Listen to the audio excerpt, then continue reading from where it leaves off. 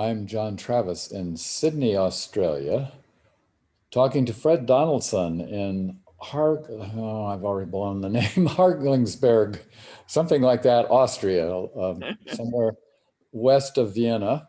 It is December 30th in both places, though you're in the morning and we're late evening here, on the 30th December 2020. So I met you, Fred, in the 80s when I did one of your play workshops at the National Wow. Wellness Conference in Stevens Point, Wisconsin. Was blown away by it, and we got in touch, and then had several other, neither of us can remember exactly where and when, connections over the years, but your work has remained paramount in my mind, and read about you periodically and so forth. But I want to find out not just what you've done and are doing, but who you are and why.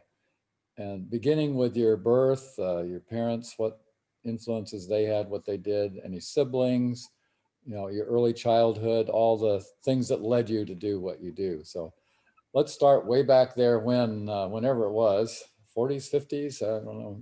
I don't even know how old you are. 77.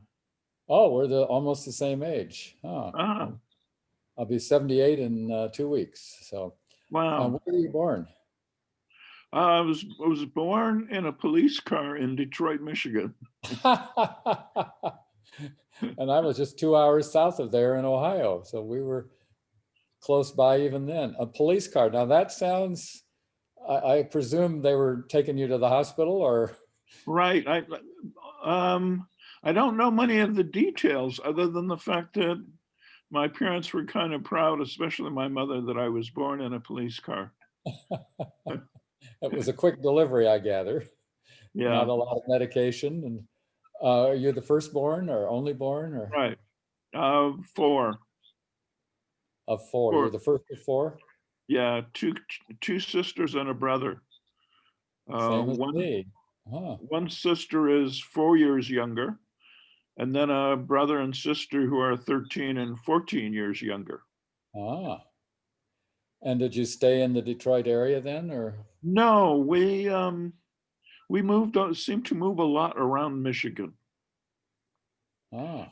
My my mother was a school teacher, Uh-huh. and for I don't know how long, she taught on the Potawatomi reservation Where's that? What part of Michigan? in central Michigan near towns of Wayland and Casanova. Those are names I remember as a kid. Uh-huh.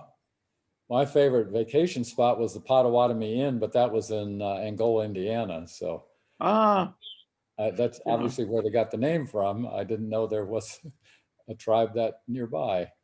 So what are your earliest memories? My earliest seems to be around when I was 7. My mother, because she taught on the reservation, would take me with her sometimes, but she never forced me to stay in the schoolhouse. It was one of those wooden one room, Mm-hmm. old fashioned schools where all the kids of every age were there. But she let me wander around. I didn't have to stay. And I Mm-hmm. often would be with elders, just wandering Ah, around. And they would often tell me things. Not We never had discussions. It was like one of the one I remember that changed my life forever was an old man who said to me, "Fred, there's nothing to be afraid of." ah. And I thought, what? The old guy's crazy. Where does he live? I can think of a whole bunch of things to be afraid of. But he didn't elaborate. It was like he implanted a thought in my brain that was Uh-huh. dormant for 40 years. Um, Wow. so it was things like that. Um, One time, he was my favorite grandfather person. And Uh-huh. one time he was silent most of the time. He never talked a lot. And one time we sat down and he said to me something like, he was very quiet. And he said, "Can you hear it?" And I said, "Hear what?" He said, "The most important sound is when everything is just right." Mm. And I couldn't hear what he was hearing. And he would just smile and that would be it. I had the feeling later that he would tell me things and think to himself, well, when it's time, Fred will get it. Mm-hmm. And, um, I remember that those times really clearly when I was, Uh-huh. I remember living on a farm for a time. It seemed like my parents didn't have much money, so we lived on my uncle's farm. Uh-huh. And I loved being let alone. I just went out on the farm all day, all by myself, running around, playing, doing whatever you do when you're little and you have a farm and woods and pastures and ponds, all to yourself. I I love wonder that. I wonder if any kids today have access to that. It may be a lost childhood experience with the. That was, I Yeah. think it had a big impact. Yeah. Now I'm curious, when your sister was born, you were 4. How did you handle that? She took a lot of attention away from you, but. It seemed fine. I don't have any negative remembrances of Anne or relationships, other than the kind of teasing that we did when we got Uh-huh. older. We teased a lot Uh-huh. with each other. Um, I would love to have her answer that question. Are you in touch with her? Where's she? Yes, yes. They all, of course, live in the States, Uh-huh. but we're on phone touch now, Uh-huh. especially or Zoom. Um, Uh-huh. but it was different when my other brother and sister were born. Um, I remember that at that time, my parents used to take us on summer vacations all the time. Every year, Uh-huh.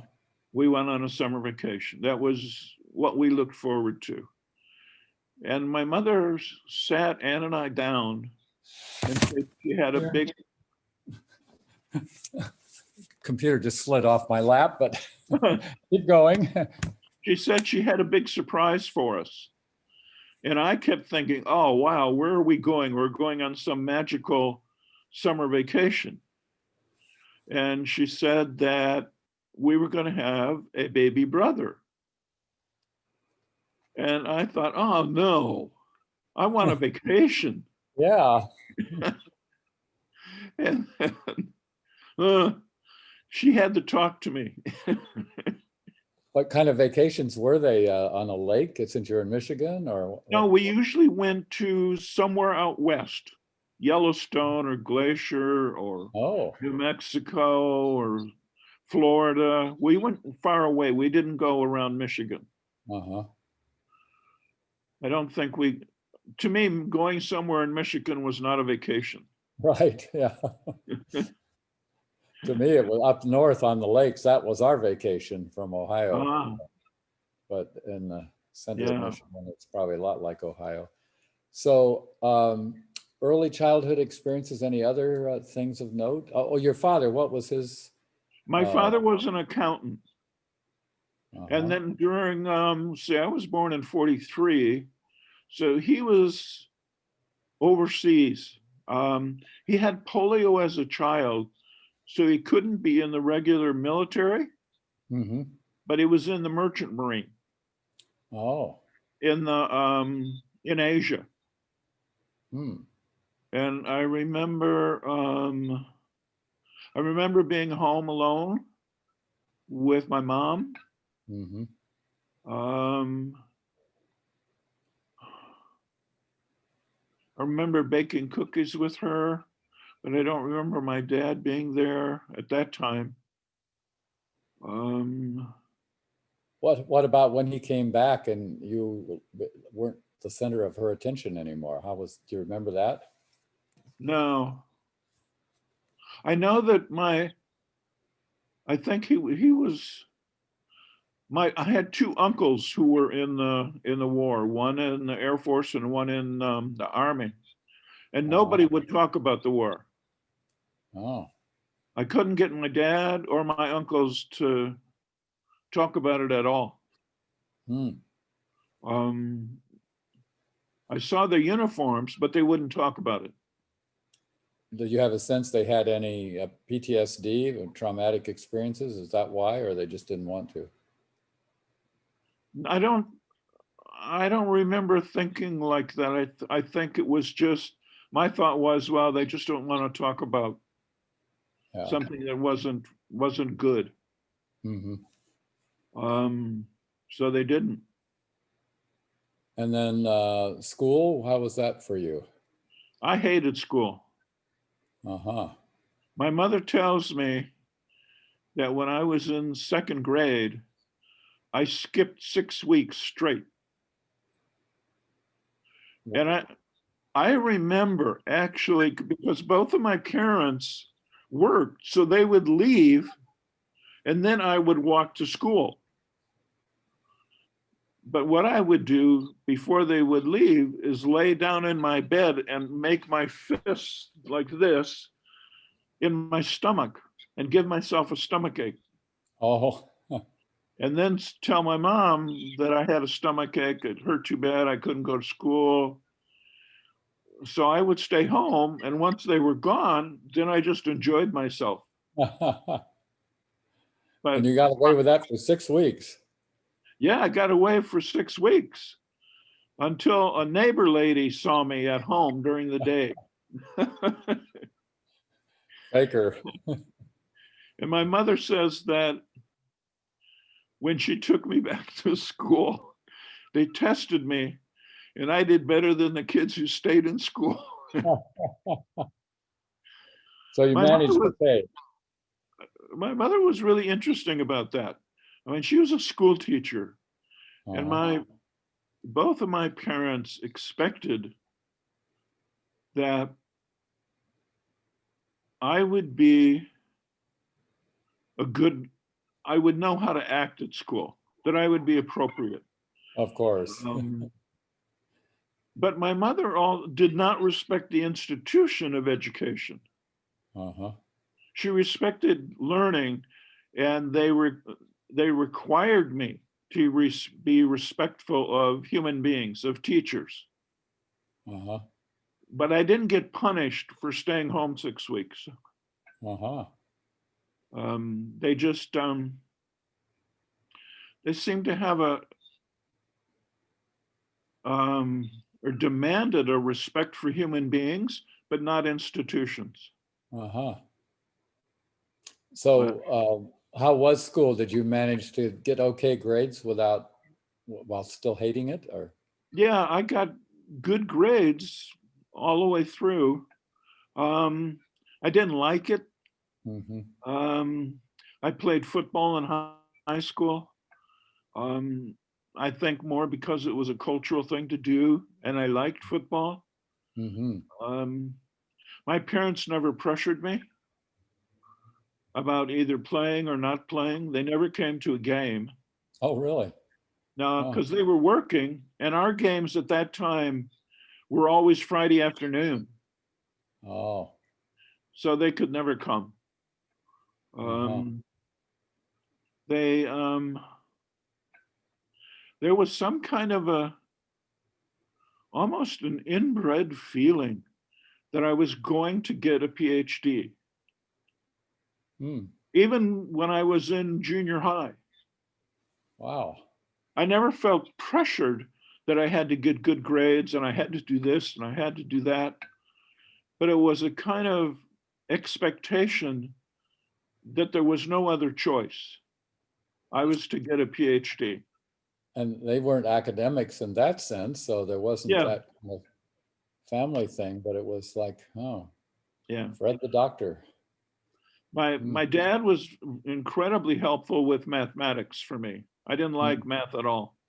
mm-hmm, And wow, he was so patient helping me.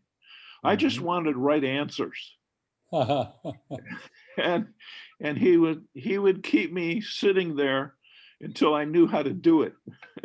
Uh-huh. And I thought, no, I don't want to do that. And Oh, my mother was just a love of reading. Oh gosh, reading all the time. mm-hmm, So I really had a wow, a kind of a feeling of the importance of learning. mm-hmm. How was your social life in high school? Did you date or have any? Yeah, I dated not until I was, I think, junior year, Uh-huh. and I belonged to it was like a fraternity, um, that we had social clubs in our high school, that functioned like fraternity, high school age fraternities. Where was this? It sounds like a pretty big school. It was in Detroit. It was Cooley High School, Uh-huh. and at the time, it was considered one of the gang centers of Detroit. Really? But at that time, it was only white gangs.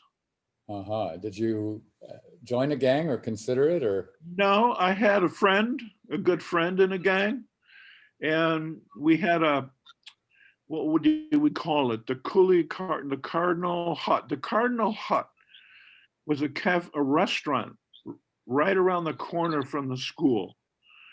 And you really never went in that place unless you were a gang member Mm, or invited by a gang member.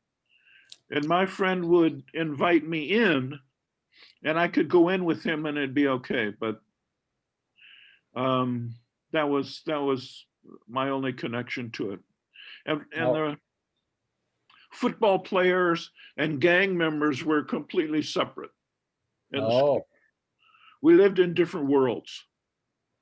and how violent were these gangs? Was it like West Side Story or what? Um, yes, somewhat. My friend, I remember him taking me to his home, and he showed me how he made a zip gun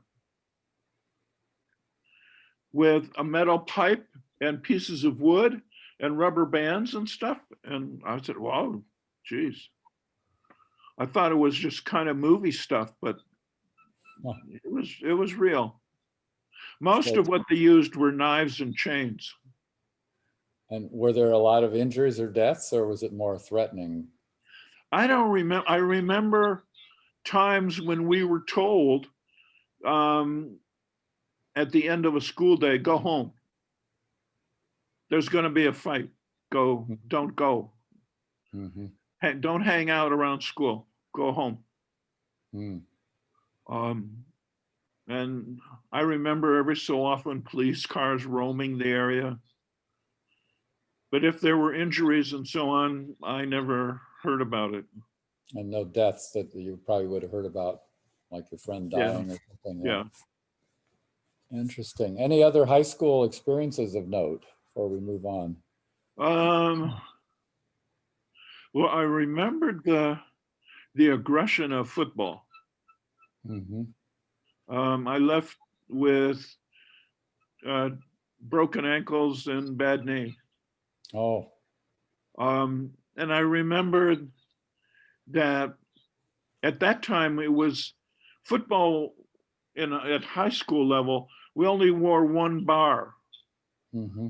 We didn't have a full cage, and we used to tape our knuckles with white medical tape. And we would tell people that we did that to protect our knuckles from being on the ground and so on. But that's not why we did it. We discovered that if you use white medical tape on your knuckles and you use your fist and hit the other guy in the face, it leaves an abrasion. Oh. That's why we did it. Huh. It was, uh, yeah, as much as I wanted to play the game, I was not happy with how the game was played. Yeah. That was frustrating. And long before soccer became available to high schools, I'm sure. Yeah. It, And uh, then off to college?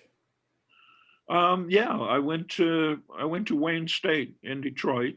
We didn't Uh-huh. have enough money for me to go away, and I got in without taking tests. My grades were good enough, so that was Uh-huh. good.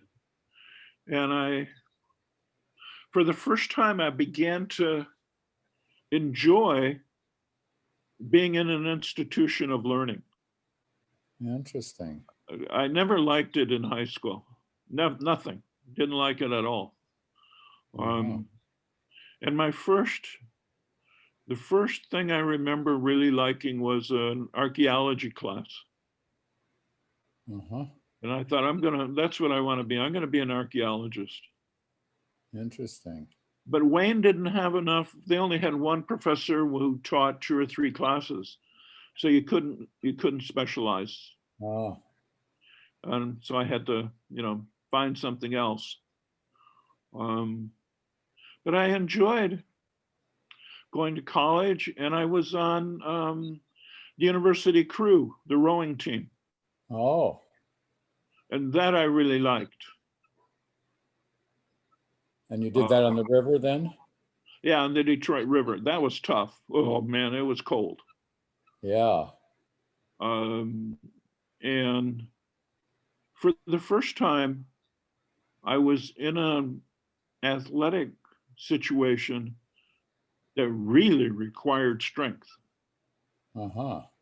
Football and baseball and basketball that I played never required much from me. This was enormously powerful. Uh-huh. Wow. And I really liked it. I really liked crew. Uh-huh. Did that for my undergraduate years. Interesting. Just an aside, I grew up listening to CKLW, popular music in the 50s. That was our Yeah, favorite. Between that and Fort Wayne, WOWO, those were our stations. So, I remember CKW. yeah, in Yeah, Windsor, yeah, yeah, the good old music from the 50s. yeah. And Oh, yeah. Seems to me like the best music yeah, that and time.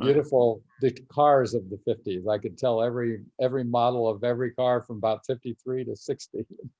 Yeah. Now they all look the same. So, what was your major then? I'm sorry. Your major in Oh, my college? major turned out to be geography Uh-huh.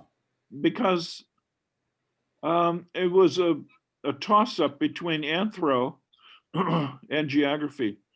Um, and my first choice was going to be anthropology because they had a professor I liked who specialized in Africa. And I thought, oh, that's what I want. But Hmm. then I found in geography a professor who was born and raised in China. Hmm. I thought, wow, then I get the real thing. Yeah. So I chose specialize in China and geography.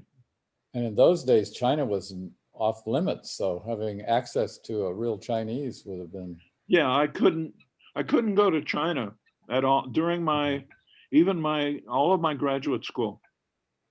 Hmm. I took Chinese language at Ohio State. Oh, really? Yeah. Um, and I think it was yeah, when I graduated from Wayne with to get my bachelor's for my master's, I applied to work in the CIA. Oh, really?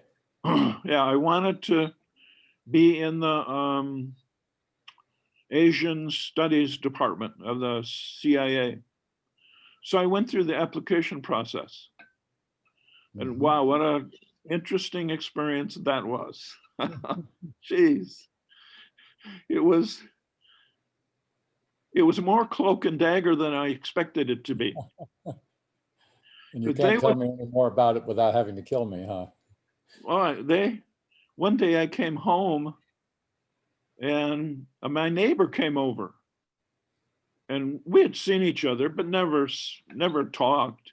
And he came and he said, "You're applying to CIA or FBI, right?" And I thought, I don't know whether I'm supposed to tell him. Always a test. And he said, "Look, I'm a former FBI person, and the FBI was here asking about you today." Oh, So I knew that it had to be one of those two organizations. uh-huh. And they would send me letters in the mail with nothing on the outside. You couldn't tell who the letter was from. Mm-hmm. And I went through 3 days of psychological testing in Washington, D.C. And they offered me a job. And at the time, I knew that China was going to be my specialty. But the job they offered me was essentially to be a translator. And I didn't want to be a translator. Mm-hmm. I was going to spend my time translating, Chinese communist documents. Mm-hmm. And I didn't want to do that. Mm-hmm. So I said no. And then went out to the University of Washington to get my PhD. And how was that? I really enjoyed that. I enjoyed Seattle. I enjoyed the University of Washington. I started in Chinese studies, and I had picked Washington because there was a Chinese professor there that I wanted to study with. Mm-hmm. But I think it was a couple of semesters after I got there, he went to the University of Hawaii, Oh, and I couldn't afford to follow him around. So I came to a really interesting decision that I wanted to use all the skills I had that I was going to use in studying Chinese culture and use those skills to study culture in my own country. mm. So I refocused on Black studies. Mm. And my emphasis for the rest of my PhD was Black and Native American studies. And that was my PhD was in Black studies Interesting. and geography. Yeah. And how would you summarize what you learned on that and that? Like, and this we're talking 60s, right? Yeah. Yeah. Before I civil rights. remember the National Guard with machine guns on campus. Uh-huh. I remember police with badges that rip off. And I was part of a race relations group in Seattle. So I got pretty well known in terms of handling race relations. I went Uh-huh. to meetings with the Black Panthers. I was really involved in race relations. Uh-huh. And I remember going to I'll never forget this woman. She was an elderly woman and she invited me to come to her home for tea, a Black woman. And when I arrived, she was elegant. I mean, it was just like somebody out of the 19th century. Everything was just so perfect. And her manners, everything about her. And so we sat down for tea. And I mean, she knew about me. She didn't know me. And we started to talk about race relations in Seattle. And I said something, I don't remember what she said, but I said, change takes time. And the whole room changed. Ah. Oh my God, she became a tiger. Huh. All that elegance just dropped away. And she looked at me with incredible fierceness. And she said, "You don't know what you're saying, do you?" And I went, of course I didn't know. I mean, I was voicing a kind of platitude. I've heard it. I know that. Uh-huh. This is what you say. Yeah. And she said, "Well, let me tell you what you just said. You're telling me that I'm not worth it. The change is going to take time beyond me. But I'm smarter than you university people. I know that somebody just like you told the same thing to my mother and my grandmother, and things didn't change." And she said, "You don't," she said, "change doesn't take time. Change takes courage and will." She Mm-hmm. changed my life. I never said that ever again. Oh, It was really, she really got to me. mm, And it took, I don't think I could have heard the same thing from one of the Black Panthers. mm-hmm. It took it took a person who had lived through it, whose family had lived through it. And to be able to say it so calmly and clearly was, well, really dramatic. Um, I was, during those years, I taught in a Black university in the South. Um, I was, I had some really powerful experiences because of that. What Black university? North Carolina Central University in Durham. Uh-huh. Now we're Um, talking the height of the whole oh yeah. revolution, basically in the 60s. Well, I lived on campus in a dorm. I was the only white guy in the dorm. Mm. And I remember one day one of the students took me to visit a minister outside of Durham, maybe 45 minutes away for Sunday lunch. And before we left, he said, "Look, Fred, what we got to do now is that I'm in charge." He said, "Fred, you're in charge of looking out the back window Uh-huh. while we drive. If you see a vehicle, especially a pickup truck with one or two white guys in it, you get on the floor. Yeah. And I will watch the front. If I see the same thing from the front, I'm going to tell you to get on the floor." Mm. After the lunch, the minister said to us, "Look, you guys need to leave.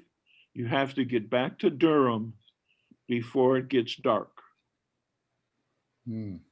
So it was, wow, things were real. Yeah. Um, it was, and the people I taught, the course I taught was about Black studies for teachers, how teachers could teach Black studies to children. Mm-hmm. And the students were all Black and all from, the area of North Carolina. And they said to me, "Fred, we can't teach what you're teaching us. We can't say these things in school." So we enjoyed each other, but they couldn't do what I gave them. Mm. They said they would get at least fired. So um, Interesting. How, yeah. so you were well accepted by the other students? I'm sorry. You were accepted by the students in the dorm where you were living? Yeah. Uh-huh. So this Um, was part of your graduate work, or was this post-grad? I'm sorry. Say again. Was this part of your graduate Yeah. PhD or post-grad? Yeah. Yeah. Uh-huh. I ended up doing a PhD. My dissertation was on the geography of racism, essentially. Hmm. How systematic racism created two spatial environments in the United States. One where white people lived and one where black people lived. And they Interesting. used space differently. Uh, Fascinating. yeah, it was fascinating. I loved it. Ah, is it in print anywhere? I'd like to read it. Yeah, it came out as a book. Really? Yeah, Houghton Mifflin published it as a book called Oh, Blacks in the United States, interesting. And a still in print geographic or? perspective. I hated the title. Oh, yeah. Well, publishers always do that, Yeah, titles. I just, well, that's horrible title. Uh-huh. I had a title called Got No Place to Go Uh-huh. from an old spiritual. Uh-huh. And I thought, that's perfect. That's exactly what it's about. Yeah. But they said, no, they want this textbook type title. Uh-huh. Did it sell very well? Um, Not especially. It won an award as the best book in its field the year it was published. Uh-huh. And it was, I was really, and still, I'm really proud of that book. It was done really well done. They, I did it with uh, a man who was a black educator, geographer from Ohio State. Uh-huh.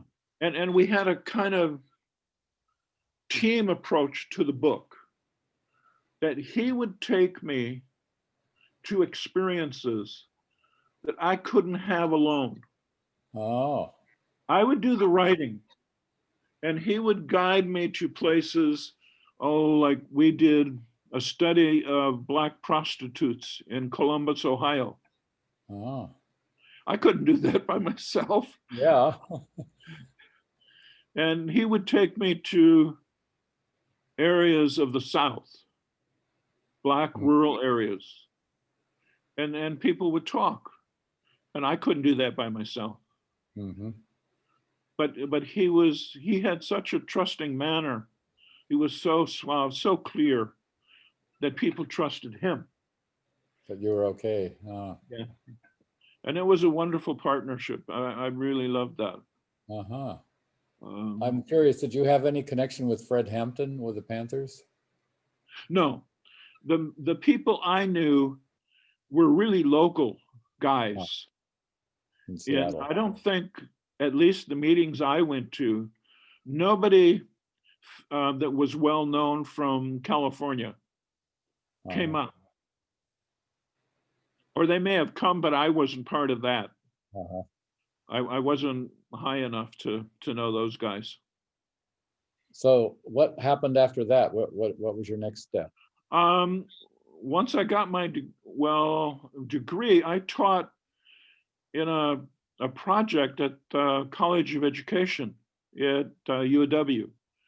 And my job was to help prepare teachers who decided they wanted to teach in urban schools. Uh-huh. And I thought, look, if you're going to be a teacher in a ghetto school, in an urban school, you don't need to live there, but you need to know what it's like for children. Yeah. So I designed projects for these people to go into the Seattle Central District, the so-called ghetto there, to see what it was like for kids. Go to the grocery store, go to the park, go to the church, go Uh-huh. feel it. And the university project said no, they can find that out from a book. And I said, no, you can't. And the university project and I would not agree. So they took my courses away. Oh, So the okay. second half of the year, from January to June, I taught a total of 6 hours. Huh. A total. That was the only thing it was good for was that it gave me incredible time to learn to ski, Oh. which I did. Hmm. But after that year, I was hired by Cal State Hayward Mm. down in the Bay Area. Hmm. And I didn't particularly like the Hayward area, but it was a new job. I had a friend who went down there to teach too. And I thought, okay, well, this will be good. And I was teaching introductory courses, you know, those kind with 200 kids in it. And We're talking 70s now? yeah, wait a Yeah. minute, let me see. I got my PhD. That would have been late 60s. Yeah, Yeah. late 60s. Um, and I thought of myself as a kind of new liberal type professor. Uh-huh. So I wasn't going to give objective tests. I thought if you're a liberal professor, you give essay tests. Now it seems really strange, but that's what I thought. Uh-huh. So I gave in my uh, small classes and even in the big freshman, sophomore classes, I gave essay tests. And I had a biology prof in college who gave incredible essay tests. He would like give you a really complicated question that was a paragraph long, and you Mm. had to answer it. And he worded it such that there was no answer. Huh. Well, I love to do that kind of stuff. So I did that with my freshman, sophomore class. And I got all the papers and went home, and I was grading them. And the last paper I graded was written by a woman who was older than everybody else. She had raised kids, come back to school to get her degree. And somehow her paper was the last one I looked at. And she didn't answer the question. She wrote completely something different, had nothing to do with what I asked. And my first response was frustration, anger, to grade her down. But I read the paper and it was really good. So I thought, oh, now what do I do? I gave her an A minus and my life changed. I don't know what happened, but I Mm. began to cry. Mm. And I got up and walked around the apartment and I couldn't figure out what in the world is happening to me. I came back to her paper and I erased her grade and I wrote her a letter as a human being. I thought to myself, giving her a letter grade for what she communicated is not appropriate. She deserves a response. So I wrote her a letter. And then I said to myself, wait, if you write her a letter, you've got to write everybody a letter. Mm. So I went back through every single grade, erased all the grades, and wrote everybody a letter. Mm. And the basis of the letter, or within the letter, I said to them, come in to my office, see me, and you will grade yourself. Mm. And I did that. Well, boy, university did not like that at all. The next faculty meeting, the dean sent a letter to the department and said, your department was giving too many high grades. And they all looked at me. Mhm. And that was right. I mean, it was me. Mhm. So the chairman called me in and said, Fred, um, you can't do that. It's in the faculty handbook. You can't do it. He said, I will give you a choice. And I don't know whether he said, I think he said 3 months to change and do it the way the faculty handbook describes, or we have to let you go. You have to fire you. Okay, so I went and I thought, what do I do now? What do I?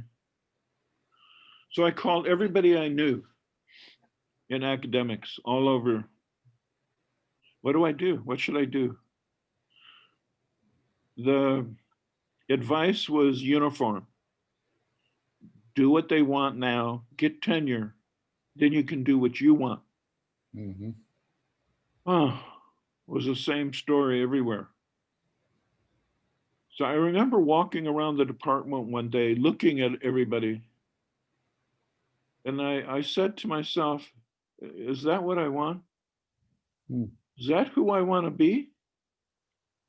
And I said, no, that's not what I want.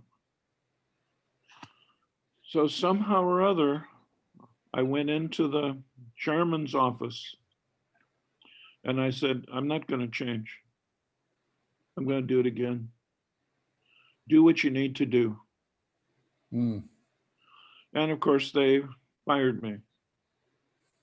Um, and I was really, I knew I was clear about what I did, but I was really frustrated that that's not what the university is supposed to be about. Mhm. I did all of that from the time I was a little boy. I was supposed to be here. And this is what I was trained for. And it's not what I thought it is. And that was scary. Um, Mhm. so I didn't know what else to do. I had heard from a geography professor at the chairman of another department that he told me, Fred, you're not going to be hired. You've been blackballed. And Mm. he said, of course, he'll never say that in public, but he just wanted me to know Mhm. that it wasn't going to work. Oh boy, that was tough to hear. Um, And this is the height of the whole revolution that was going on, and yeah, education and everything. So you were yeah. right in the thick of it. Mhm. I was a member of the Association of American University Professors, Mhm. and I called them up and said, what should I do? I told them, whoever it was I talked to, I told them my version of the story, and they said, well, you can fight it. And I decided, if I fight it and I win, I'm going to be living with these guys. Mhm. And that's not what I want. So that didn't make sense. Mhm. Um, I ended up,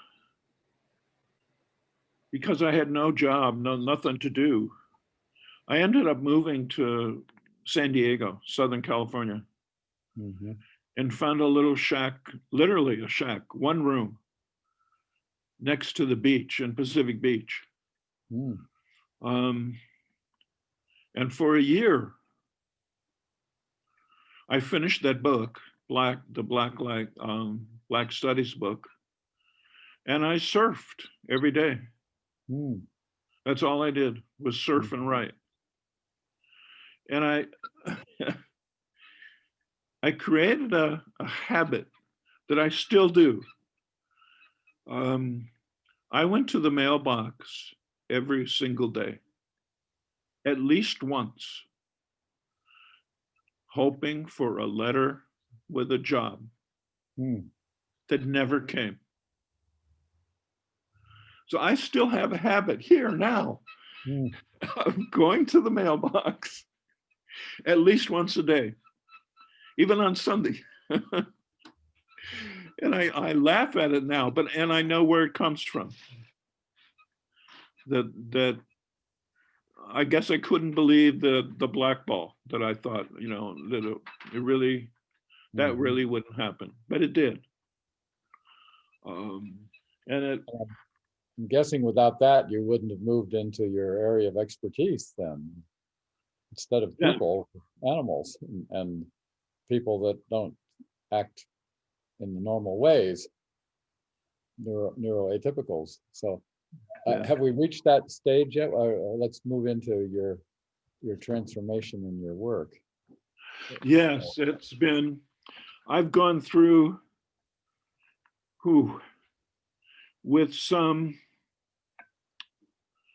about 4 different adults, but mostly kids and animals, experiences that forced me to change, Mhm. forced me to experiences that I couldn't explain, that I had to make my concepts bigger, that narrow concepts just weren't fitting. Mhm. And I couldn't figure out how this all was happening. Um, Now I think that way back then, that lady in that university course was there for a reason. Mhm. And it was to get me, it was to begin the process of opening Fred's mind. Um, Mhm. because all the way along, there were, the process was so illogical. Like at the end of the year of the living on the beach, just being a surfer for a year, I was getting to the point where I had no money. I had to do something. But what? The only skill I had was university professor. Mhm. The young man I rented my room from, one day we were talking about the fact that, wow, it's getting tough. He said, well, I know a school, private school. You should go and try them. And I said, I don't know anything about kids. I've Mhm. never been with kids. I don't know. That's not appropriate. And he said, look, that school has a teacher who has a PhD in mathematics. And I thought, okay, well, maybe that, oh no. For some reason, I went and I talked to the director, and he said, of course, what's your experience and so on. And I didn't have any, none, zero.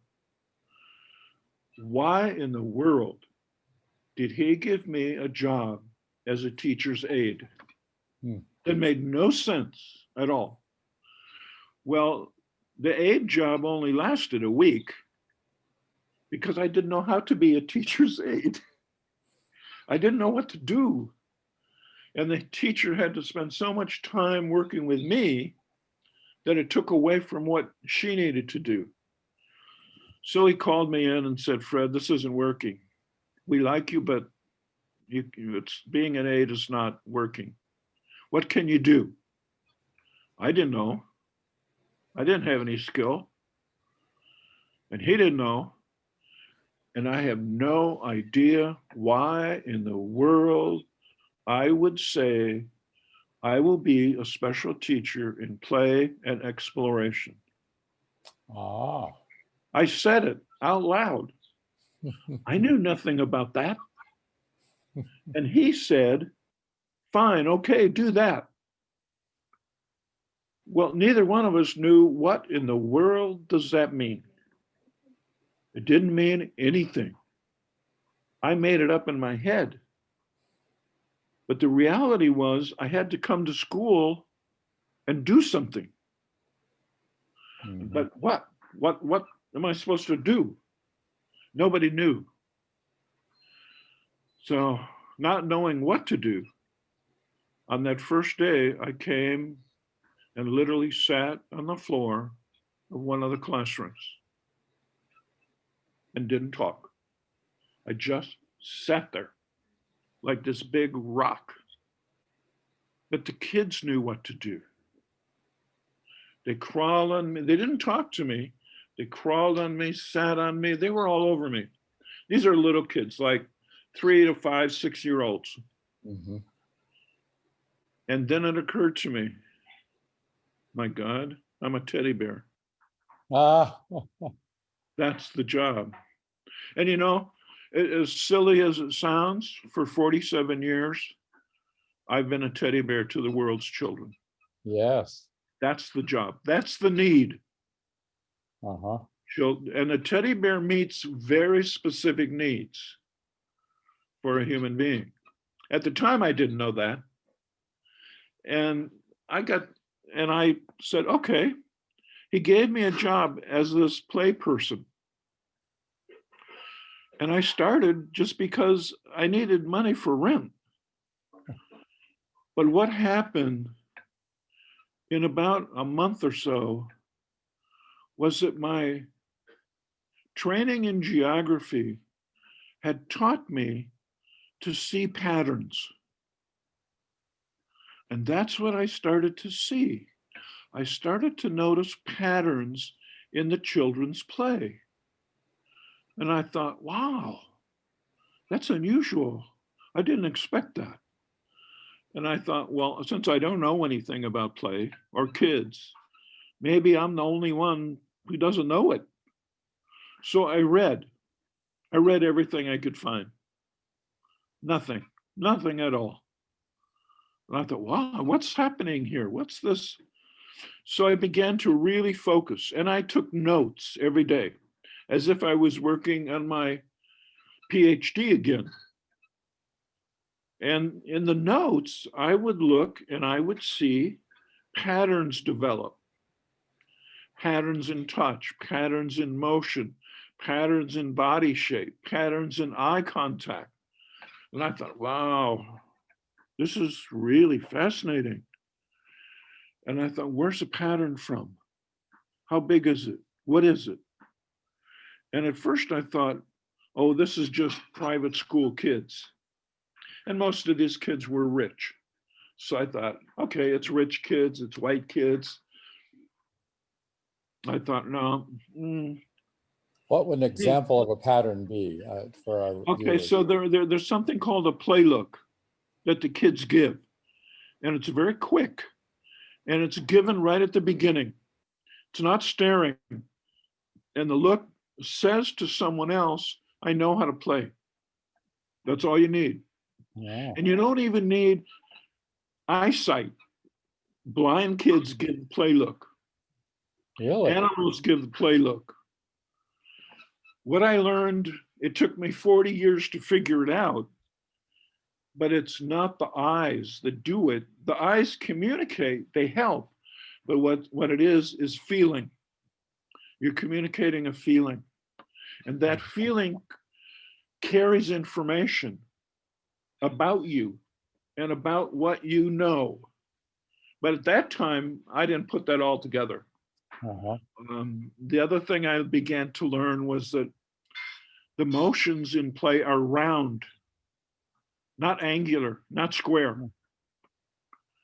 And that was completely new. All the sports I had played in, the motions were straight. Yeah. Now I had to learn to be round. Oh my God, that hurt. Really physically hurt. My shoulders, my hips, my knees, my elbows, everything hurt. Because the kids were trying to make me round. And I didn't know how to do that. What's an example of being of a round motion that would? So instead of facing you like this, with my head straight and my shoulders square, if I do this, see my head tilts, my shoulders go round. That communicates softness and clarity. This communicates self-defense. Oh. And again, this took me years to figure out, but you can't defend yourself. Once you take the attitude of, of self-defense, you're in trouble. Uh-huh. And of course, at the beginning, that's all I did. Uh-huh. And oh man, I paid a heavy price for that because the kids could feel that I wasn't safe. And if I'm not safe, they're not safe.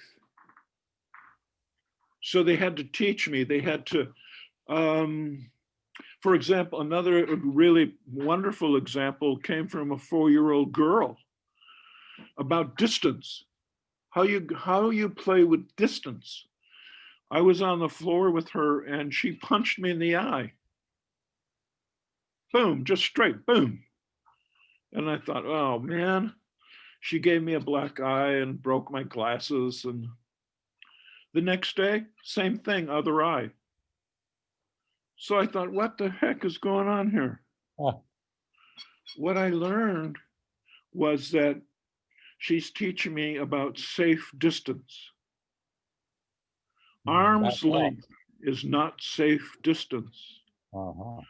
The way you handle distance is move in, get closer, which was opposite to my intellect, which said, go back. So I had to reframe everything. And after, I don't know, a year, some months, sometime I decided I needed a test of this kid stuff. Uh-huh. So being in San Diego, I went to Tijuana. I hated Tijuana. I hated the feeling there. But I decided, okay, that's different. I'll go there. And I found street kids, teenagers. And I'd go up to them by crawling on my hands and knees. No language, didn't talk. Just see a group of kids on a corner, get down, crawl up to them and start touching them. Boom, start knocking them around. Boom, boom, boom, boom. And before I knew it, they played with me, just like the Wow. little kids back home.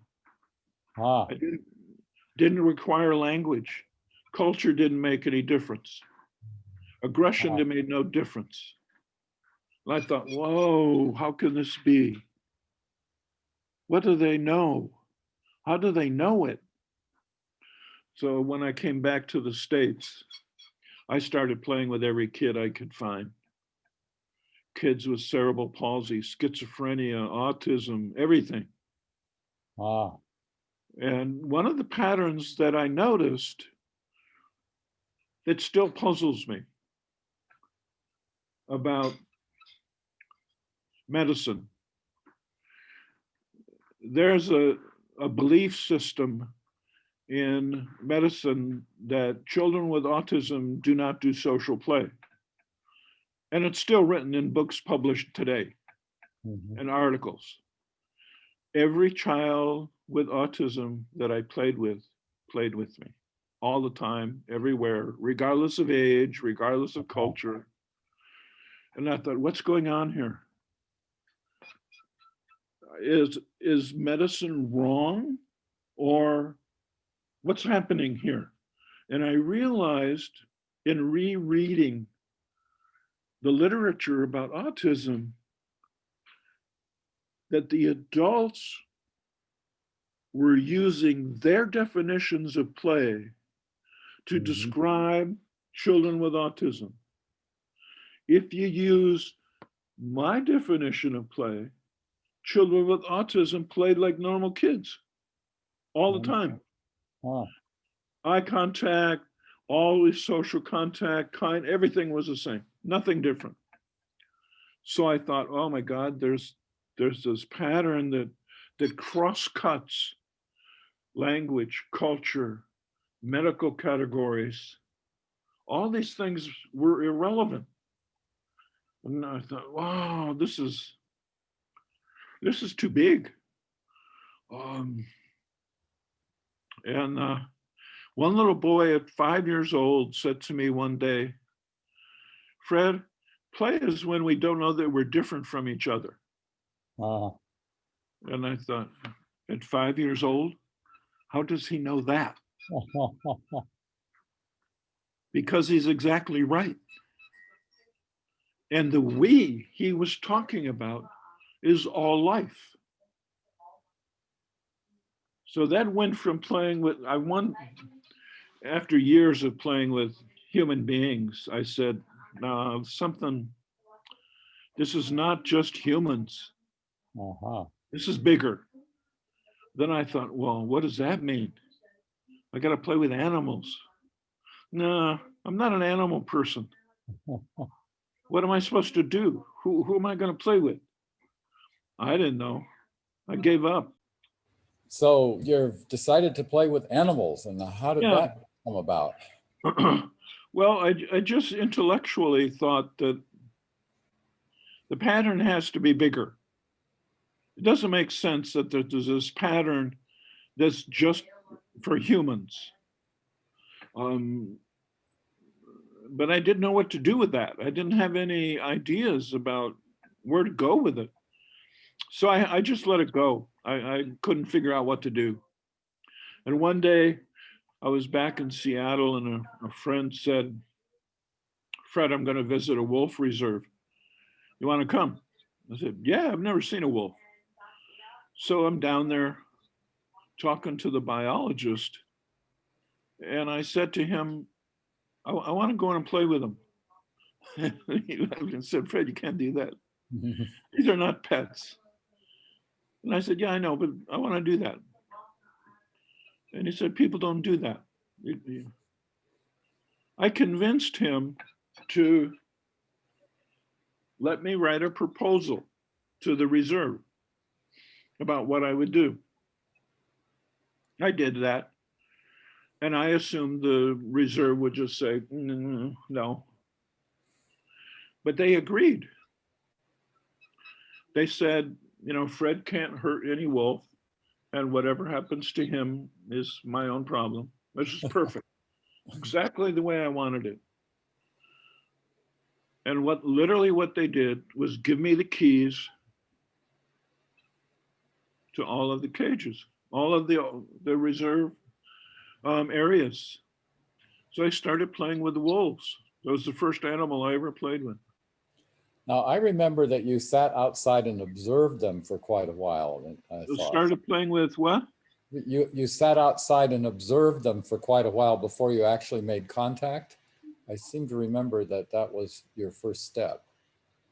Oh, after the wolves the next were dolphins. No, but with the wolves, I remember this is 30 years or more, that you watched them, you sat and Yes. watched them I watched before them you made for contact. Yeah. a few weeks. Yeah, quite a time. After they told me it was okay, I would sit on the outside, I'd wander around all day long, put my fingers through, and finally decided, go in. That's the only thing you can do. You have to go in. Oh, so eventually I did it and made a mistake. Made a big one. First time. Wow. I went and with 7 wolves, a pack of 7. And I sat on the ground just like I do with kids, which is a signal that Fred's ready to play. So all 7, just like the kids, all the wolves jumped on me. And we're just rolling around, playing, and I got tense in my shoulders. Oh, yes, I remember this. Yeah. Yeah. And there's no tension. And the dominant male put his jaw over my head, held me on the ground. I remember hearing it. Yeah. And that was a behavior that lasted through all the animals I've ever played with. They can reprimand me, but they're very clear. And they don't hurt. And their depth of feeling is enormously accurate. Mm. What he could do with his teeth on my head, hold me so firmly and so with so much gentleness, I couldn't move at all. But I didn't feel like moving. I didn't feel trapped. I didn't feel, it was not aggression. It was safety. Mm. Wow, that was incredible to learn. So I began to learn and think back through the kids that play requires an incredible sense of precision, of clarity about what it is you're doing. You can't be wishy-washy. And I thought, wow. So that, and what I found over years of playing with the wolves, they played just like the kids. It was the same play look, same roundness, same patterns of touch. I thought, oh, okay, well, it can't be just humans and wolves. That Mhm. doesn't make sense. The next animal was dolphins in Australia, Monkey Maya. Really? Yeah, I lived there for 5 weeks.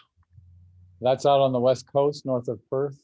Yeah, I Yeah, wanted to get there. Haven't been able to get there yet. I was there before anything was built there. Uh-huh.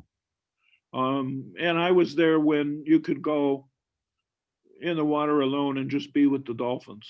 Nobody Uh-huh. did anything. It was, and the dolphins played the same way the wolves played, same way the kids played. Then I lived in Montana, in Big Sky, north of Yellowstone, and I would go out in the mountains and play with deer and elk and moose, black bear, and grizzly bear. Same way, Wow.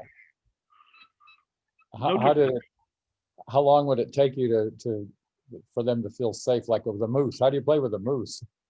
Well, the moose was that I remember was he was young. He wasn't full grown adult. And we see each other. I don't try to hide. I don't Uh-huh. camouflage. Uh-huh. I make myself clear. And we'd slowly move toward each other. And I'd let him know I'm here. Then I'd move. And I don't move straight on him. I move at an angle from the front so he can see me all the time. No Uh-huh. hiding, no. And I have to move very slowly, very smoothly. And we eventually were standing right next to each other. I mean, inches away. He is right here. And perfectly comfortable. Wow. That with him, with that guy, that took about most of the morning, like 2 or 3 hours to do that. Uh-huh. Sometimes it was minutes. Other times it would be a whole day. And then what kind of play ensued once you were near each other? Sometimes it was like with the grizzly bear. The bear came. I'm on the ground. I'm kneeling on the ground, and the grizzly came up from the front, came to my side, and put its head right here. Huh. And we would go like that. Was this Then a cub or a full grown? I would say it was not full grown, but it was old enough to be alone. Uh-huh. It was, yeah, not a, wasn't with a older adolescent, maybe. It's hard to tell. Uh-huh. Uh-huh. Um, and then he took his paw and touched me on the shoulder and the arm, like down to my body. So I did the same to him. Uh-huh. And then he stood next to me with his shoulder here and pushed me, Hmm. knocked me over. And when I got back up, he just looked and walked away. That Ah, was it. Um, so it's hard to tell. There were um, sometimes I'd spend a whole day with an animal, um, and other times it was quite brief. And not every animal came. A lot of them would just walk away, would go away, never came close. But it was enough of a pattern that that's when I came up with the idea, this is a pattern of life. This is not cultural. This is not species. This is life. This is a pattern in my language that God gave, that creation gave to life. Wow. So we have encoded within us a pattern of kindness that's recognizable, that's communicable to anybody, anywhere, regardless of anything. Doesn't matter. Now, did you write a book around this period? 2 of them. Tell us about how that came to be. Well, one I started, it's called Playing by Heart. Yeah, that's the one I remember first. Yeah. And then after that one was finished, and the experiences got more radical. And then at the beginning of doing this, when I started calling it original play, and I was afraid to use 2 words. Literally afraid to use the words. The words were love and God. I wouldn't use those words.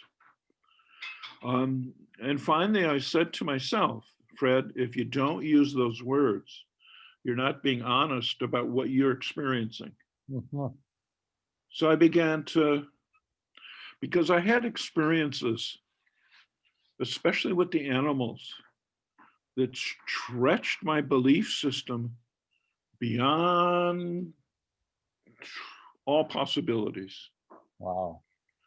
I've 3 times in playing with wolves, I've had their teeth go right through my hand over and over with no blood and no holes. How can that be? I don't know. I have no idea. I've talked to physicists, I've talked to neuroscientists. I keep trying to find someone who can explain it to me. It's no explanation. And the first time, the wolf, I am convinced, did it to demonstrate to me the nature of reality. That there's only energy. There's no such thing as matter. Wow. And not only is that true, but I can control it. And it can be a relationship between another being. That this pattern of behavior not only cuts across categories like human, animal, it cuts across categories like matter and energy. And I thought, oh, geez, I do with that stuff. I mean, it was hard enough to deal with when the one wolf did it. But in another situation, a completely different wolf reserve, I went in to save the life of a wolf because 2 wolves were attacking her. And when I did it, I shoved my hands right into the jaws of the 2 wolves, and they attacked me rather than the wolf. And they did it by biting through my hands, but nothing happened. And you could tell this by seeing the teeth embedded in the flesh? Yeah. But you couldn't feel anything? No. Wow. And I was charged by rhinos in South Africa. Oh, that sounds pretty thrilling. I'm sorry? That sounds pretty scary. Yeah, there was on a regular safari walking, and a situation developed, and 2 rhinos charged us straight on. And it was me and a guide standing in front of 4 other people. And the rhinos, right side by side, came right at us. And the guide had chambered a shell in her rifle, but she didn't fire. And the rhinos came within, what, 4 or 5 yards? And I just looked at them, stood still, and they skidded to a stop right in front of me. Wow. And I knew, just like I know you're there, I knew this is what peace feels like. Everybody is safe. The rhinos are safe. We are safe. Nothing can happen. It's not only that nothing didn't happen, it's nothing could happen. The decision was already made that this is safety. So after a few minutes, the rhinos walked away and we walked away, and that was it. I imagine there was a lot of conversation afterwards about what happened with Yeah, people the on guides had to make a report to the company that they work for. And the guide said, I don't know what in the world I'm going to say in this report. I've had in my neighborhood in Habit, when I lived there, a Rottweiler, not a Rottweiler, a Doberman Pinscher attacked me and leaped at my head and throat. And when he got 2 or 3 inches away, just fell down like he hit a wall. Couldn't get through to me. And then it goes on and on with all kinds of different animals. So what occurred to me in the second book, and even more stronger, more recently, is that this relationship is the relationship we're supposed to have with life. Mm-hmm.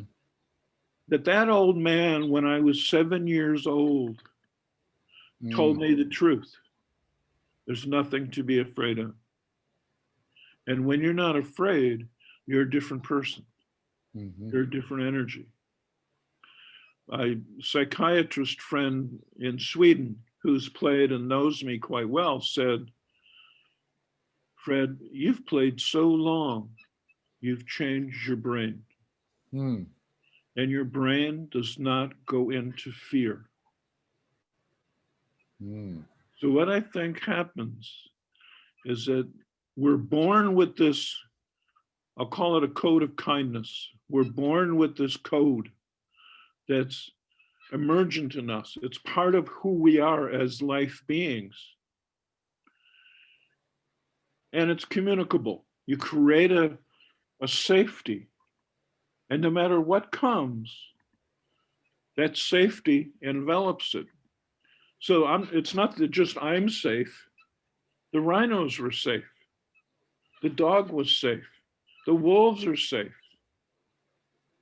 Everybody's safe. And that sense, that feeling of connection, oneness, kindness, is what the kids started to teach me from the very beginning. And now for me, it's that's the connection. That's the loving connection with God. Interesting. That's there's a piece, the 4-year-old that punched you in the eye. You were saying that the distance, that close rather than further distance, she was wanting closer distance, less distance. Say more about that. I didn't fully get that at the time. So the idea was that the distance between the length of her arm was exactly the wrong distance to be away from her. Oh. Which I was. I was at the exact wrong distance. So her punch really connected with all the force. The closer I got to her, the less force her punch had. But she wanted to be closer to you? Was that her goal? Well, my belief is that she was teaching me, Fred, don't be out there where it's dangerous. Oh, get closer, huh? Yeah. Uh-huh. And she's actually right. Um, I'm an Aikidoist. I Mhm. practice martial arts. And in Aikido, what you do is move in. Mhm. You don't move out. And she was exactly right in what she was teaching. But of course, none of the kids and none of the animals ever talked to me Mm. about what they teach. So everything they taught, I had to kind of transfer into language, transfer into Mhm.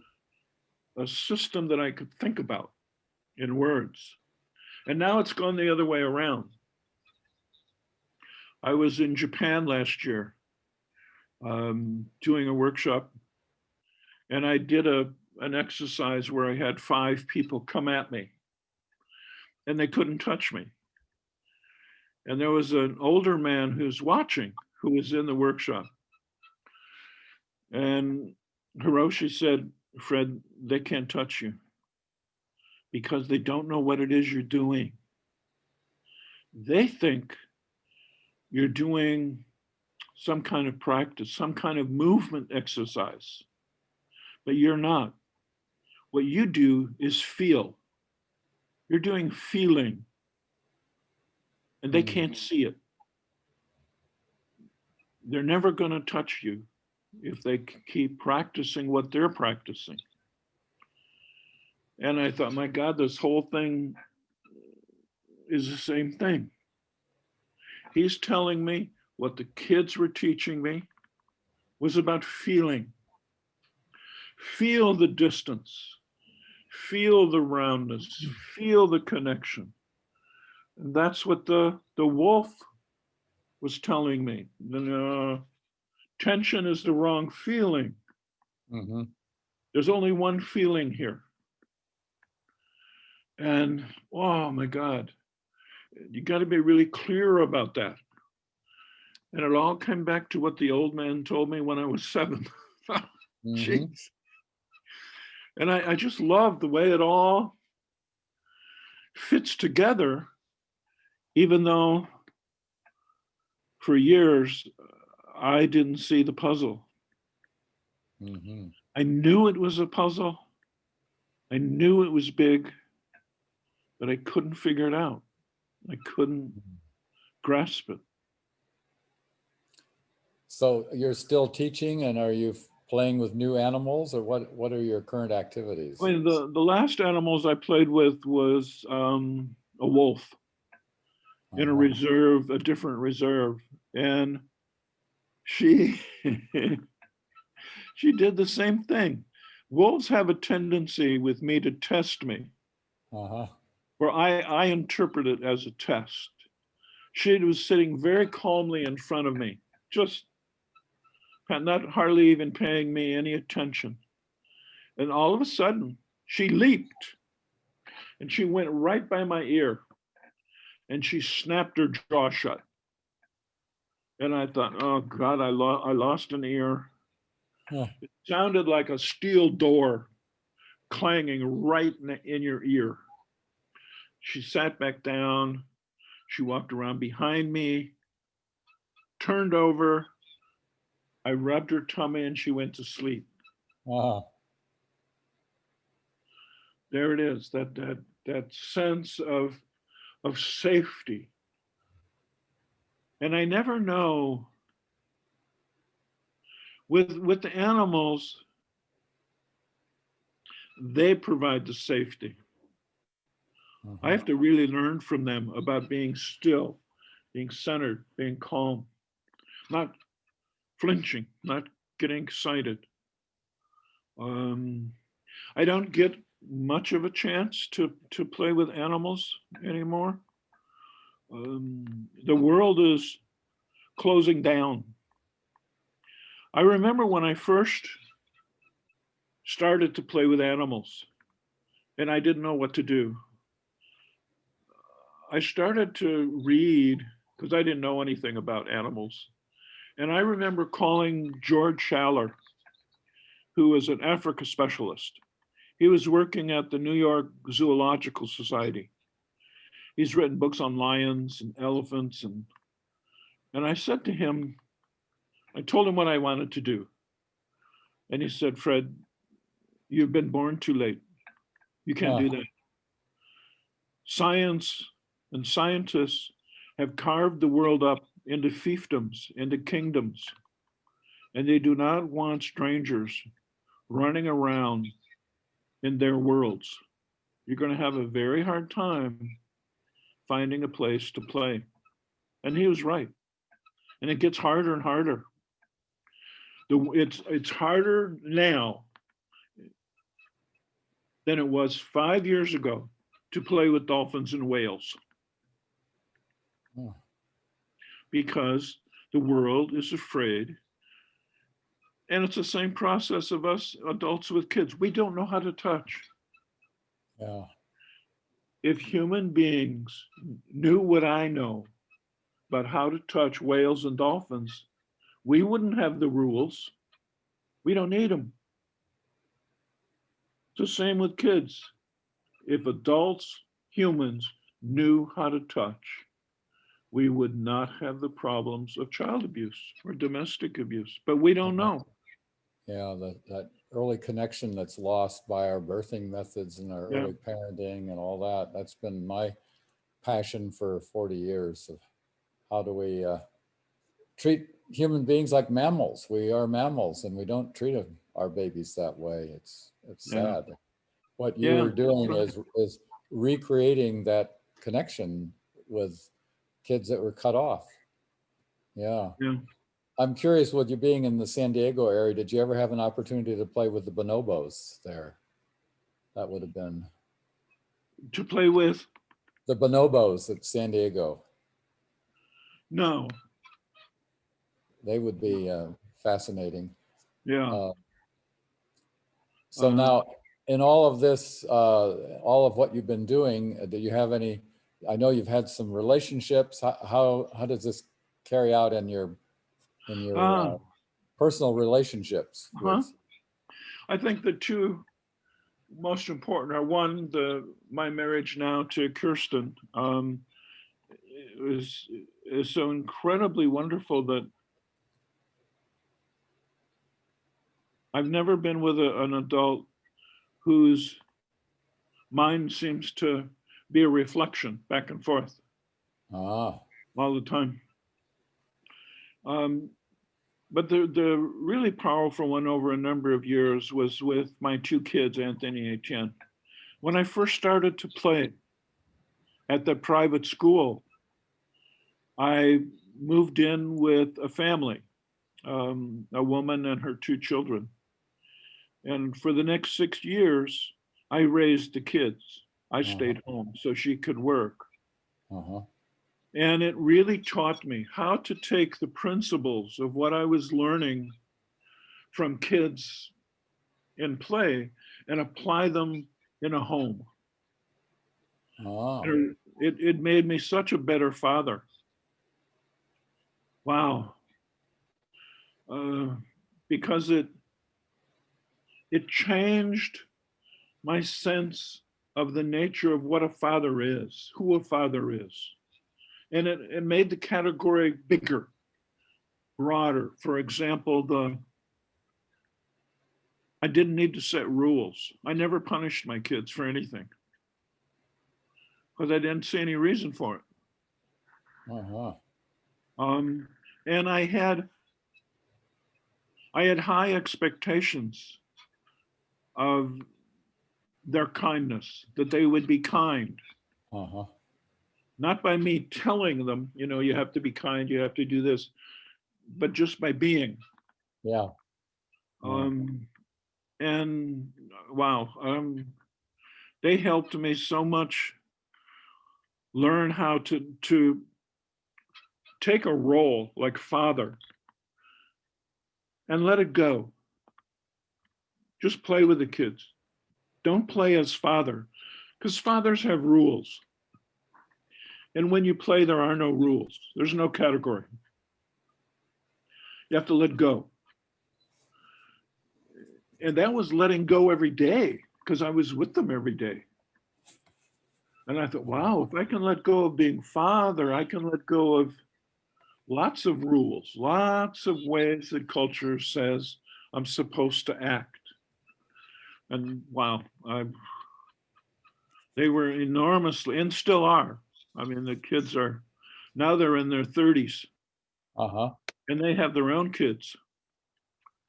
But boy, they were, and I think one of the other things that's really critical, I've been married 4 times and I have powerful, positive relationships with everyone. There was never any anger Uh-huh. for anybody. And I didn't know that could happen. I Wonderful. was really, and that's for me, that's one of the things the kids taught me. Why are you angry? You don't need to be angry. And I thought, what? You don't need to be? You don't, it's not necessary? No, no. Jan was my third wife, was asked one time, because we were married, I think, I don't know, 6, 7 years and together for 2 or 3. If she ever saw me angry, and she said, no, I've been around Fred for 10 years. So I've never seen him angry. Uh-huh. And I think that's part of what the old man was teaching me when I was 7. Yeah, if there's no fear, there's no need for anger. Yeah. Yeah.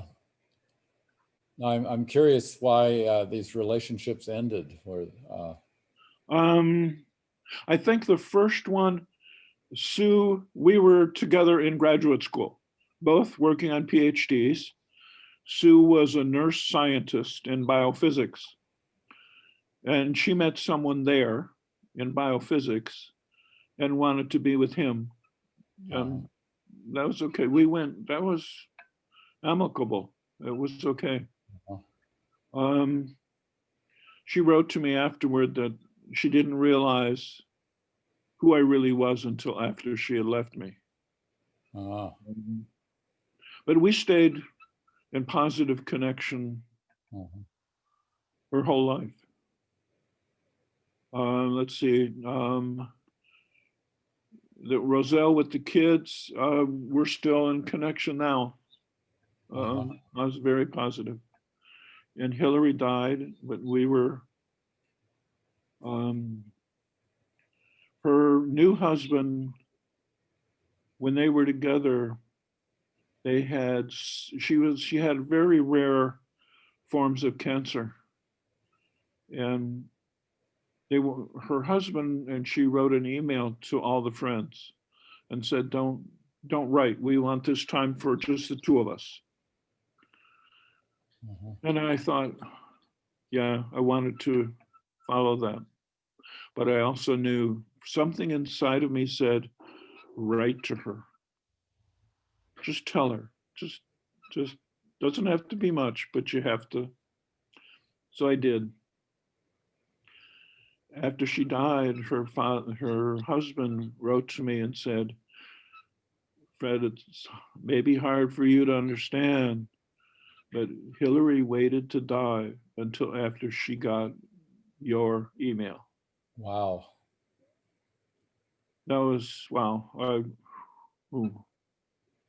was so glad I followed what I felt inside rather than what they wanted. And Jan, I knew Jan and I have a wonderful relationship. In fact, you'll enjoy this part. I knew after we were divorced, I wanted so much during all that time to go to dinner. And she said no, because she said, Fred, you're going to use going to dinner to try to get back together. And she was right. She was right. But when we finally did go to dinner, I was able to tell her what I thought was the problem. And she said yes, that I didn't give her the passion that she needed. This is the And that first was, wife? yeah, that was the right word, passion.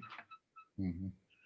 We're still very close. In fact, when Kirsten and I got married in Connecticut, in the United States, Uh-huh. and Kirsten's parents wanted to come to the wedding. They came to the wedding, but they also wanted to tour some of the states. What they did, they stayed in San Francisco with Jan, Ah, my former wife. And Jan and Kirsten's dad are really close, really good friends. oh, really? Yeah, I love and I can see that when in living the idea that there's nothing to be afraid of, when it's a life experience, it changes everybody. Ah, It changes all the energies that go around that make things possible that otherwise wouldn't be possible. uh-huh. Um, Well, tell me how you met Kirsten, and it sounds like you found a geriatric love as I did 10 years ago for me. Um, how did that happen? I was giving a workshop here in Austria, and there was, I mean, a lecture, and it was small, maybe 15 people came, and she was sitting in the third row. Um, and I was talking to people about how to play with children and how to say goodbye to a child when you have to stop. You have to you have to do Uh-huh. the dishes or go home. I don't know, do whatever. And I said most adults just stand up and wave, say goodbye, and leave. And I said that's not the appropriate way to say goodbye when you play with kids. And to demonstrate the appropriate way, what I did was walk around other people, go in front of her, kneel down in front of her, take her hands, and say goodbye, and then touch her, and then get up, walk away, and throw her a kiss. And I said, that's the way you say goodbye.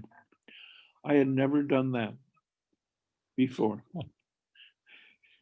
And of course, she came to the workshop and she asked questions that nobody ever asks. She asked really deep questions about where this came from, what it was about. And we started emailing and then meeting each other. And eventually, in I asked her to marry me when we were in the States next time. And when was this that you met? How long ago? Let's see, this will be the fourth year. Uh-huh. So fairly recent. And she will be thinking about ideas in her own frame of experience. And at the same time, I'm thinking about those in mind. And when she talks, she will use a word or something that, wow, makes me go, oh man, that's really important in what I do. How do you think of that? She's always coming up with a word or a phrase or an idea that takes where I'm at, the problems that I'm trying to figure out, and gives them a twist. Like I'm writing a screenplay Mhm. about my whole life. And I was talking one morning, way back when I started months ago to write it. And it was her idea to have one of the kids be a narrator. Mm. And whoa, my God. huh, that's wonderful. So the whole screenplay is narrated by a really important boy that changed my life in play way back at the beginning. So it'll be things like that. Mm-hmm. That I love the fact that she just takes my path and kind of redirects me in ways that I don't see.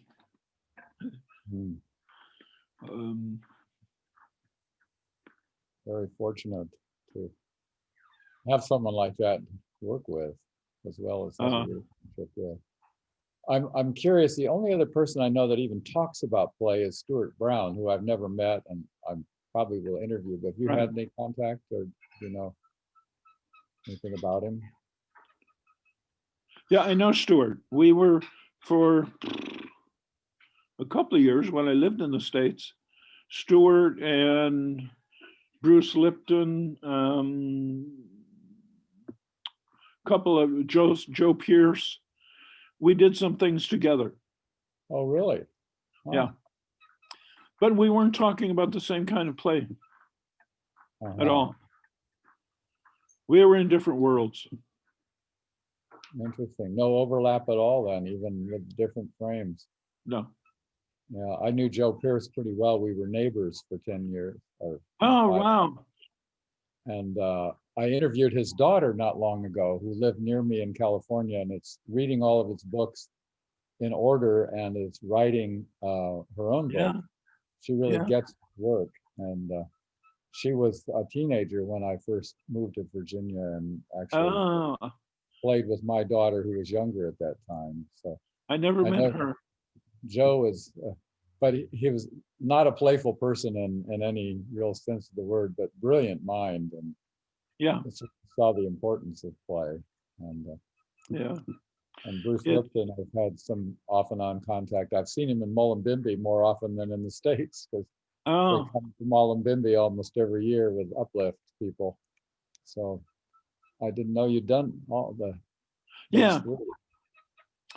we would do like conferences, and Joe would talk, and Stuart, Bruce Lipton, myself. And for example, Stuart would say something like, play is a process of mammals play. And right after it, I would talk about playing with a butterfly. Oh.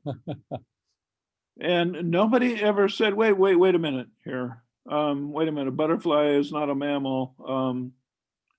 How does that work?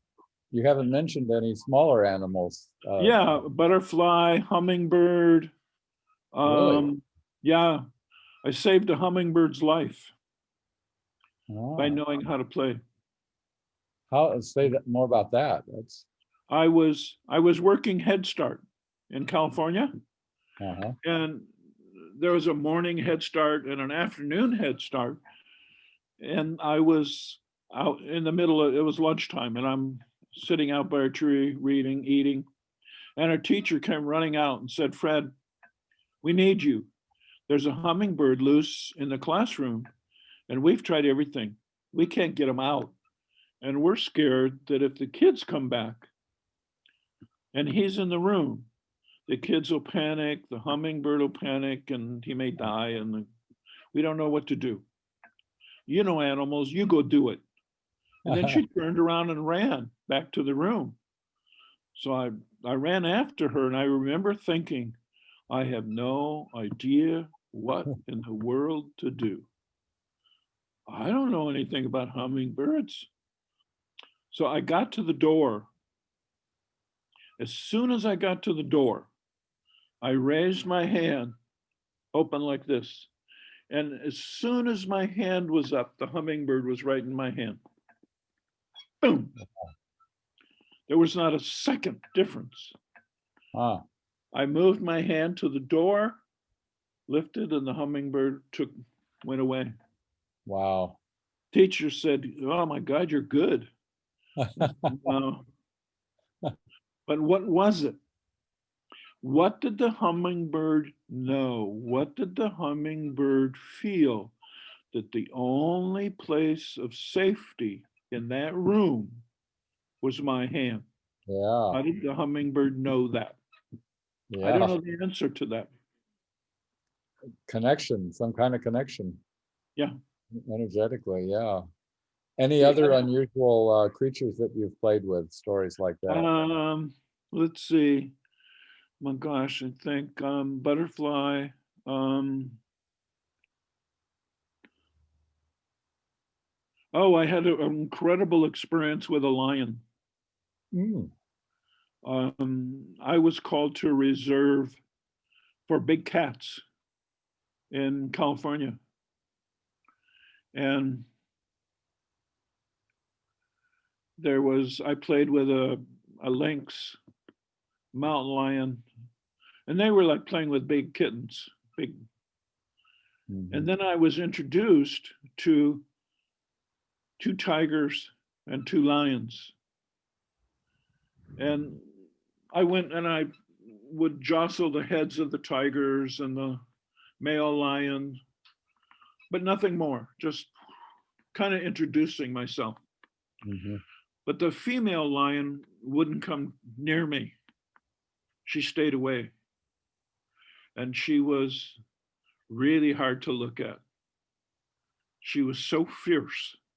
I couldn't look at her. So I had to Mm. look away. It was getting late in the day, and the um, owners of the reserve said they wanted to see me play with one of the big cats, but it was too late. Would I come back tomorrow? So I did, and that night in the motel, I was thinking, God, I hope they don't ask me to play with the female lion. Mhm. Whoa, she was her energy. I was just way too much. And of course, you know who they asked me to play with, the female lion. And once I said, okay, I was going to set up a video camera. I wanted video of this. Not Mhm. very often do you get to play with a lion. Yeah. So I was setting it up and she attacked. I was putting the film, the camera through a hole in the fence, and she leaped right at the camera, knocked me and the camera on the ground. And I thought, okay, no film. Mhm. So it came time to go in, and she was laying down a ways from me, didn't seem to pay much attention. And I went in and knelt on the ground, and she immediately stood up and walked toward me. And I could watch her come. She was calm, there was nothing abnormal about it. And then all of a sudden, she disappeared. Couldn't see her anymore.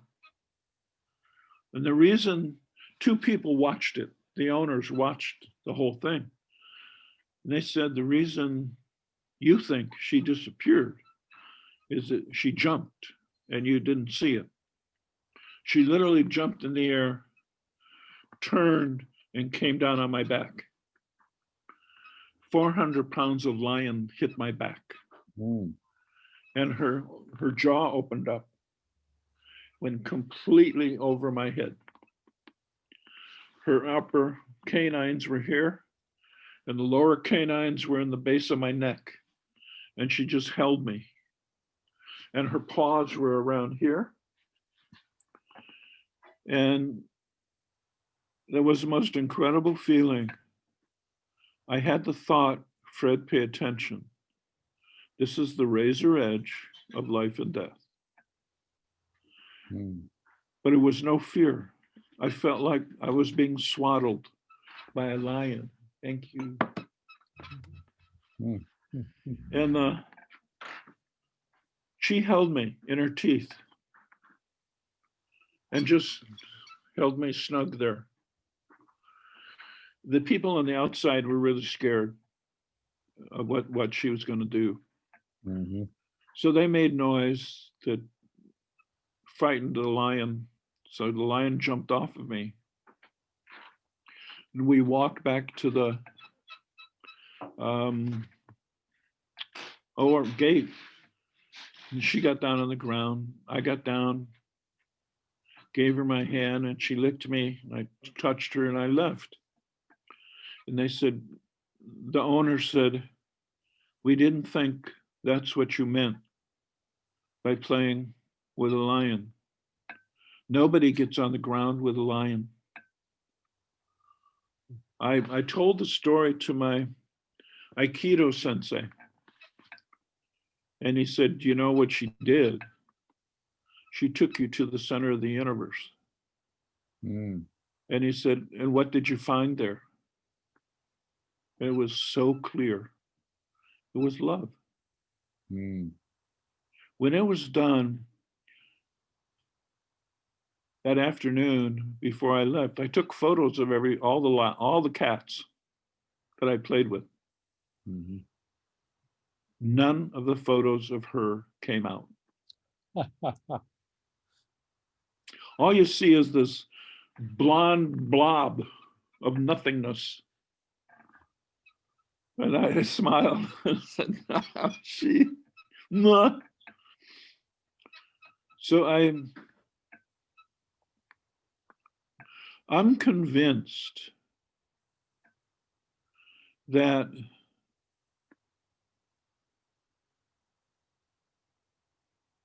this pattern of kindness is a teaching pattern. I'll call it a teaching, a mentoring pattern, Mm-hmm. in which the animals and the kids are reintroducing me to the body mind that I was born with. Mm. The one that's not captured by categories or fear. Mm-hmm. And it's possible right now. And I think one of the reasons that I've written the screenplay is that I realized after writing the 2 books and talking for all these years, I know how to create peace in the world. Mm. I know how to do it. And I know it can be done. And the reality is, nobody wants to know.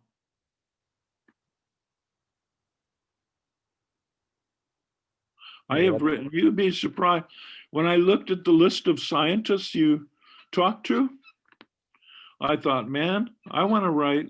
I have written to neuroscientists, philosophers, psychiatrists, incredible range of people over these years saying, look, I know how not only that we can, I know how to do it to create peace. Not a single one has ever responded. It would probably be too upsetting to their reality. Yeah, I mean, I think, Mm. and I got the idea that maybe if I make a movie and say the same thing in the movie that I said in writing, but instead of writing, I will show it, Mm-hmm. that it'll be more accessible. Have you picked the actor that'll play you? Have I what? Picked an actor to play you as a young man? I know one that I would like to. His name is Sharlto Copley, Uh-huh. because he's now a pretty well-known young actor in Hollywood. Uh-huh. I knew him when he was a little boy in South Africa, and I played with him for years. Oh. He'd And probably do it. one day when he was a young adult, he came to me and he said, Fred, I'm making a movie. He and his 2 friends were using handheld cameras and walking around South Africa making a movie. And he said, you will really like it. Well, he got, I think his first name is John Cameron, from Australia to produce the movie called District 19. Hmm. And it's about Space Invader coming to South Africa. And Charlton plays the middle person between the South Africans and the Space Invader. Ah, And it was really an incredible movie, very popular and very good. So it would be really fun for this little kid that I played with when he was small to play me yeah. in a movie about play. Wow. I just love the possibility. Oh, sounds great. It's delightful. Well, in wrapping up, which we need to do here soon, what final words of wisdom would you like to pass on? Not that you haven't already given us lots, but if you're any final um, parting words, go for it. I think what the Potawatomi elder said Hmm. sums everything up. There's nothing to be afraid of. Wow. Yeah. That's the teaching that all the animals, all the kids, same teaching, different form, but same teaching. Yeah. That we do. The art is not self-defense. The art is self-disappearance. Ah, When you disappear from the categories you live in, you're open to the essence of life, which is love. yes. Beautiful. Well, Fred, this has been a delight to reconnect after all these years on opposite Oh, sides of the planet. wow. I love it. Yeah. And to learn so much more. From my first meeting in that workshop, I knew, man, this guy's got something. And I haven't had that much contact, but wow, I'm inspired again. So Oh, thank you, Fred. wonderful. It's such a delight to see you again after so long. Wow. Thank you for the invitation. Both of us with our lack of hair. Yes. Oh, when is your birthday in next year? July 4. Oh, really? Oh, okay. Yeah. And yours? January 11. January. Okay. Yeah. So, well, my friend, um, till the next time, and may it not be Yes. so Till long. next time. Thank you again. Okay.